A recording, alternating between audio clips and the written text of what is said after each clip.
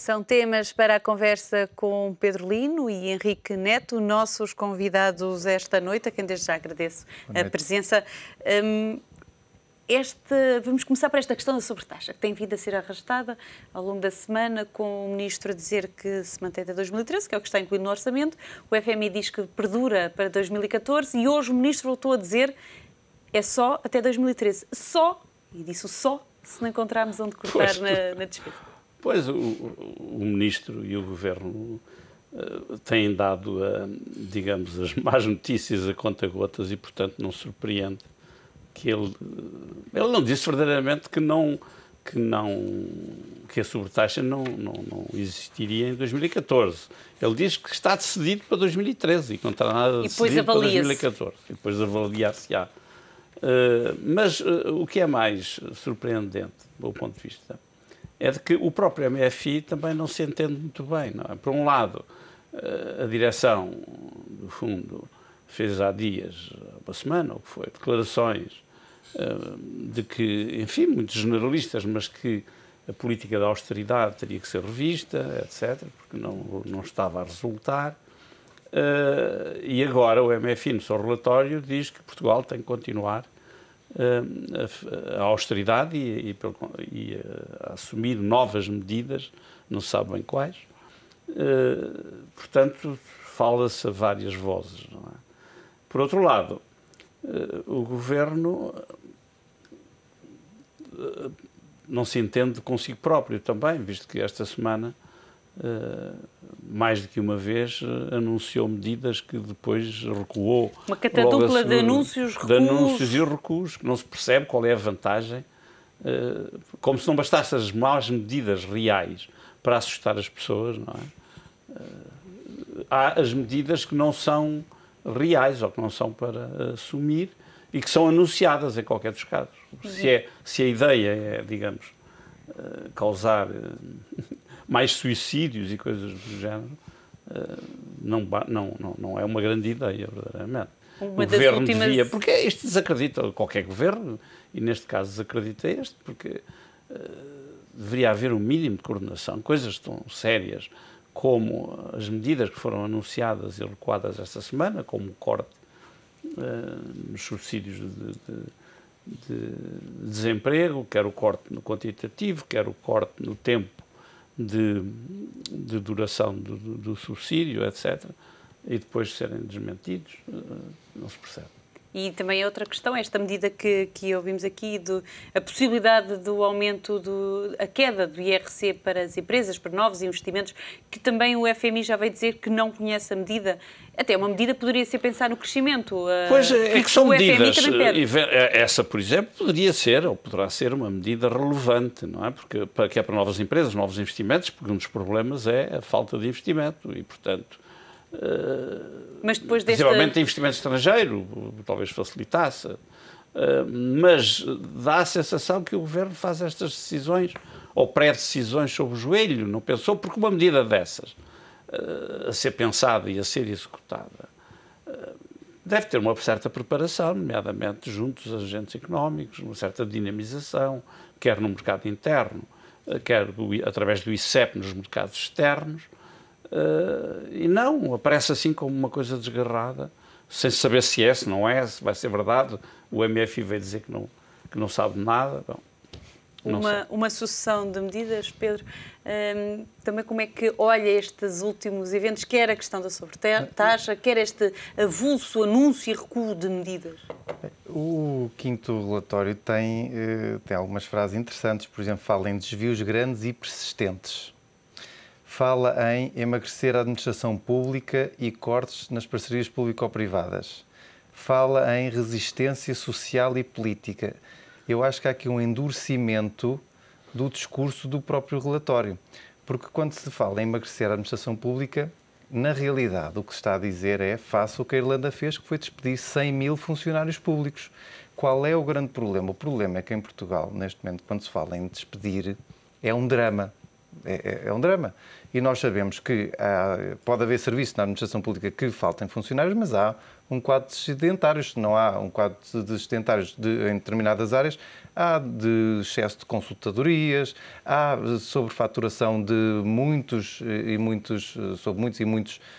setores da administração pública, e isso é que pode ser cortado. Mas este relatório fala explicitamente cortes na administração pública. Depois, cortes no Estado. Lá está a despesa, no Estado, gasto. Mas é muito, eu acho que vem muito focada no despedimento nos funcionários públicos. Depois, estamos a falar também chama-se a atenção para o consenso político e social, porque os portugueses, na realidade, já estão no limite. E no limite, não quer dizer que seja no limite da austeridade ou do ajustamento. É no limite de ouvir as medidas a conta-gotas, é de não sabermos qual é o objetivo, para onde é que vamos. Porque todos nós sabemos que a Troika, o último cheque da Troika, chega em junho de 2014. Por isso é óbvio que não pode haver, que essa sobretaxa sobre o IRS vai ter que se manter até 2014, é óbvio. Se não é 4%, é 3%, é 2%, porque não se pode prescindir de uma receita de 660 milhões de euros em 2014, que é o que esta taxa te representa, sem outra compensação. Fora que nós, em 2013, vamos ter um déficit de 4,5%. Em 2014, segundo as estimativas, em 2014 comprometemos com 2,4%. Estamos a falar de um ajustamento no final. Mais 3,4 mil milhões de euros em 2014. Ora, se estamos já a dizer que esta sobretaxa não vai existir em 2014, então quer dizer que já não são 3,4 mil milhões, são mais 4 mil milhões de cortes. Onde é que se pode ir buscar esses cortes se não for à função pública e a muita da despesa intermédia? Mas função pública de despedimentos. E isto é que os sindicatos têm que perceber. Tem que haver uma negociação entre todos. Tem que se perceber, olha, ou queremos uma administração pública que tenha determinados salários e muito número de pessoas, um número muito elevado, ou então temos que reduzir o número tentar manter os salários, mas reduzir as pessoas, porque a despesa em si é que tem que diminuir. O bolo total tem que ser, pelo menos, repensado. É essa a questão. Tem que ser repensado. Toda a administração pública, depois fala-se muito nos cortes das parcerias, a questão dos desvios grandes e persistentes. Eu acho que aqui entende-se os lobbies que são muito renitentes às mudanças. Por exemplo, a Justiça. Nós estamos há um ano e meio depois do Governo ter entrado em posse, este Orçamento de Estado dedica um grande capítulo à Justiça.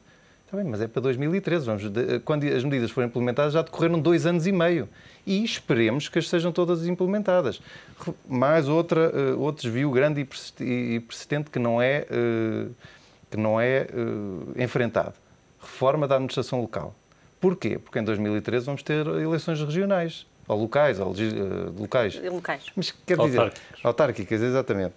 Então, mas não há ninguém que diga, meus amigos, acabou-se a festa e tem que haver uma reforma da administração das autarquias, todos os autarcas que vão lá, todos os canhões sem as presença, têm que deixar de ganhar. Você ainda não reparou que tem um governo que verdadeiramente não governa, que está em omissão do governo e que avança e recua. Não, eu acho que há muitos poderes ocultos. O que o FMI, no fundo, diz, o FMI está assustado. Nota-se do relatório, como você disse, que o FMI não está a ver resultados em termos económicos. E, como se verifica que o consenso social está a entrar em crise, o que eles dizem é que põem o ênfase nas reformas, não é? Reformas da administração, as parcerias, as rendas, que é tudo aquilo que o Governo ainda não se mexeu para fazer, não é? Não se esqueça de que o problema, por exemplo, da energia, não é? Sim, que já custou um secretário de Estado. O déficit tarifário continua a crescer olimpicamente sem nenhum problema. Por outro lado, há uma coisa que o relatório do MFI diz que a mim me assusta um bocadinho, porque eles dizem que o efeito das medidas sobre o trabalho vai começar a esbater-se, não é? Em breve. Até porque não é possível as pessoas cada vez ganharem menos e continuarem a manter um nível de consumo que mas impostos. Digamos, ele está a dizer esbate-se o efeito na economia, não é? Isso, e depois diz, e compreende-se que assim seja, se esbate é preciso novas medidas sobre o trabalho. Ora, isso é insustentável, acho eu, não é? aí o MFI tem que pensar duas vezes, não é? Porque se eles vão continuar a fazer a redução, eu compreendo claramente que eles digam que é preciso fazer reformas, porque eu também estou de acordo, as verdadeiras reformas, quer na justiça, quer na administração pública, não foram feitas, não é? Não. As empresas autárquicas, as gorduras das autarquias, que são muitas, e do Poder Central, como você referiu, os serviços ao Estado, como aconselhamentos e advogados e tudo isso, continua tudo na mesma, essas despesas continuam essencialmente na mesma, mas é porque o Governo realmente não consegue entender-se. Eu acho que o Governo não se consegue entender. Mas não é só isso. E vai recuando e vai, digamos, vive em omissão. Vive numa verdadeira omissão. Mas não é só omissão. Isso também, mas repare, é muito fácil neste momento chantagear o Governo. E eu acho que é muito fácil. Estes lobbies neste momento têm um trabalho muito facilitado porque as pessoas estão perceptíveis, estão muito sensíveis já a estes assuntos. Por isso é fácil um Governo queira despedir 10 mil pessoas da administração pública, mesmo que seja justo, que digam, olha, vai despedir aqueles 10 mil, e todas as pessoas voltam contra. Por exemplo... E não é só isso, é que o Governo também não sabe muito bem onde é que há de mexer. Não sabe, porque isso teria que ser feito com uma reestruturação da administração pública que não está a ser feita. Porque para despedir 10 mil pessoas é preciso saber aonde... Primeiro uma avaliação do que é a administração uma reestruturação, pública uma reestruturação de toda a administração, nomeadamente, digamos, aquilo que se faz hoje.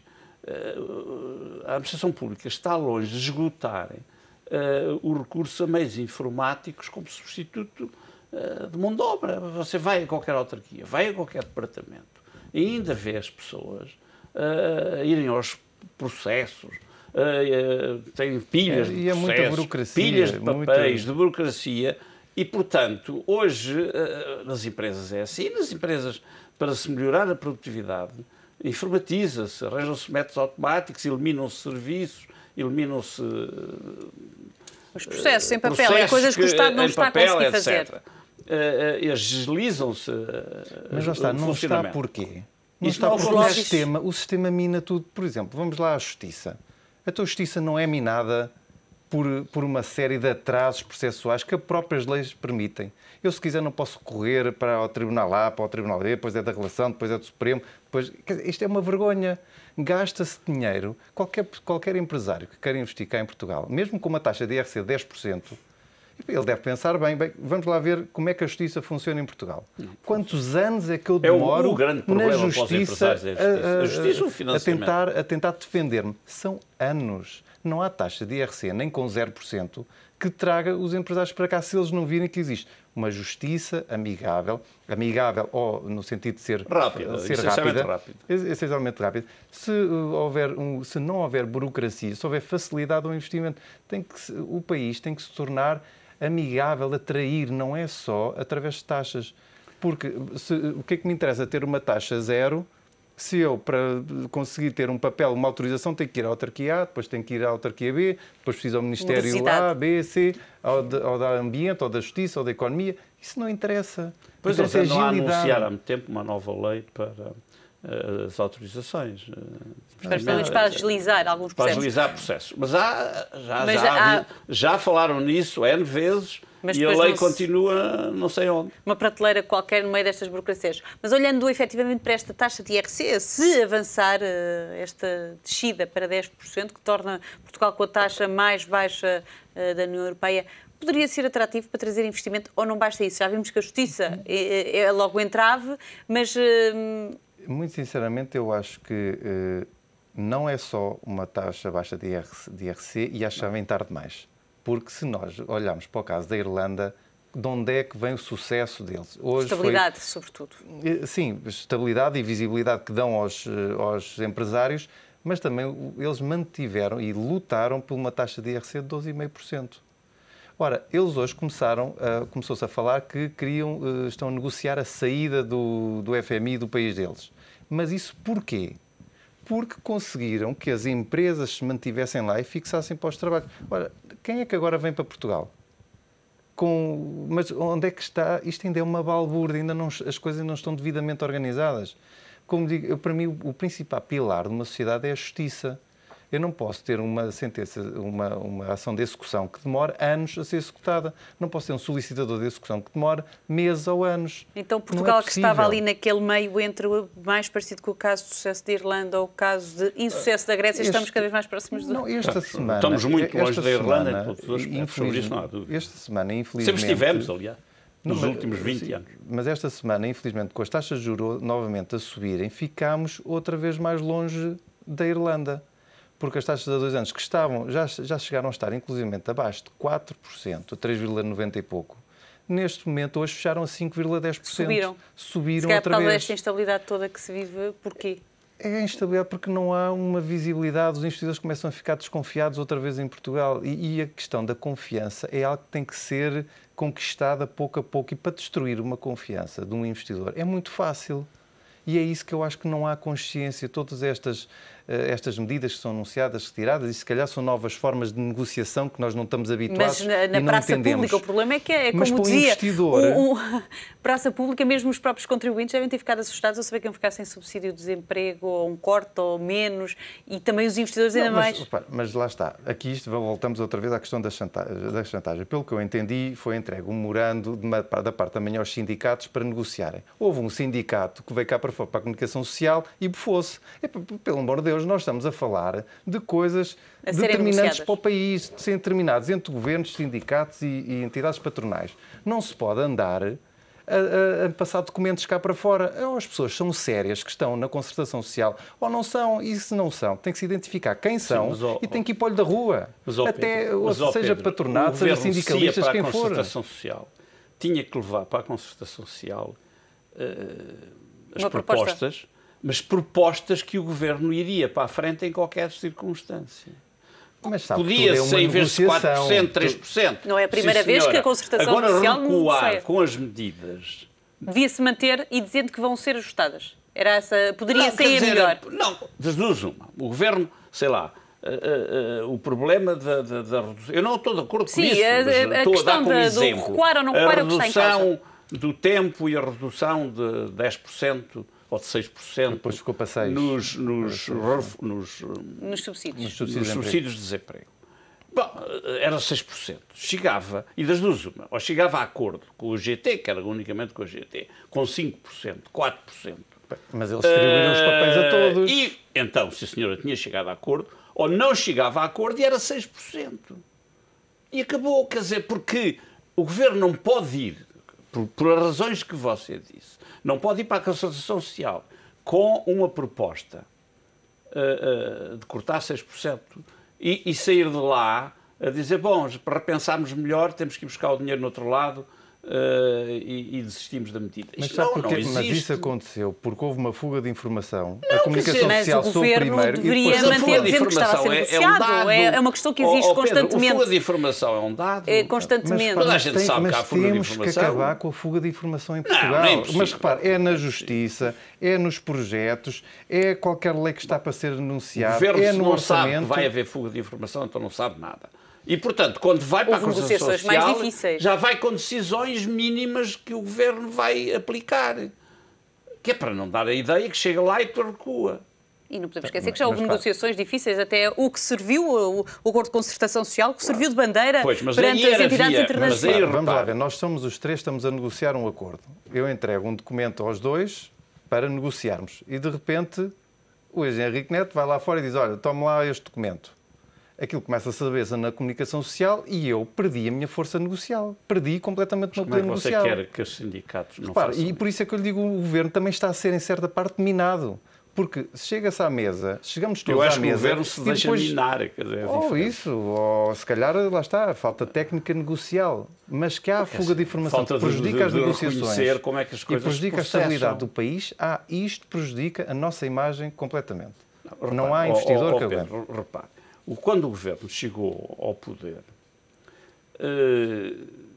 e tinha-se acabado de fazer um acordo com as instituições internacionais, havia um consenso amplo político, porque o Partido Socialista era parte do acordo, havia 80% de apoio político no Parlamento ao acordo.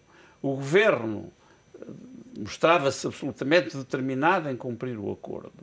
Tomou as medidas iniciais que estavam previstas no acordo e até tomou algumas para além daquelas que estavam no acordo, que levantou alguns problemas, mas, enfim, foi verdade. E é evidente que nos primeiros 6, 9 meses a credibilidade do governo, por estas razões, aumentou, melhorou, os juros desceram, etc.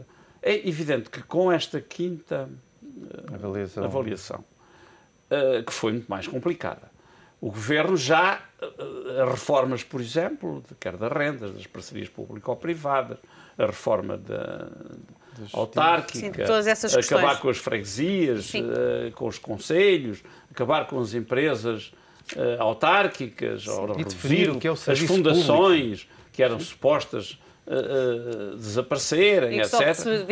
Tudo isso começou pouco a pouco, verificando, provavelmente os observadores internacionais não se aperceberam disso logo de imediato, mas pouco a pouco. Foram reduzindo. E, naturalmente, que esta avaliação da Troika incidiu certamente muito sobre tudo isso. E o Governo não tinha matéria. Pelo contrário, teve que pedir um adiamento para cumprir um déficit, para não cumprir o déficit, e agora, enfim, o Fundo Monetário Internacional veio dizer que não era muito importante, que a ANA... O Eurostat pode fazer esse para os 5,7%. Não deixar, porque o que era importante era a mesma reforma. Mas não era tanto. Mas isso ainda vai levar outro programa inteiro. Nós estamos mesmo no final, só para concluir. E, portanto, tudo isto causou, naturalmente, perplexidade nos credores e nas instituições. Afinal, estava tudo tão bem, afinal. E, portanto, eles começaram a perceber que tínhamos um governo fraco que... pouco a pouco também tinha perdido o apoio popular. Só queria deixar uma última mensagem. E tinha perdido o apoio do Partido Socialista. Isso tem efeitos. É bom que as pessoas saibam que dentro de exatamente 21 anos acabou-se o dinheiro para a Segurança Social. E que pessoas como eu, que têm 35 anos, quando chegarem aos 56, a Segurança Social vai estar falida. É isto que devia ser explicado aos portugueses e a questão da TSU devia ter sido colocada aos trabalhadores, sem misturar os patrões, e dizer assim: Pedro, você está disposto a descontar hoje mais 3 ou 4% para não estar falido e para quando tiver 55 anos ter uma pensão? Sim ou não? Eu dizia que sim. O problema foi a formulação, mais um desvario do governo, se calhar foi em juntar os patrões à equação. Pedro. Quando eu tiver 55 anos vou ter 0. E de certeza que isto vai merecer só esse tema, um programa, porque muito complicado, e vamos ver como é que vai ser o futuro. Obrigado a ambos pela presença numa semana. Para a semana também vamos ter o início do debate do orçamento e serão temas para debatermos aqui no Hora Económica. Com certeza.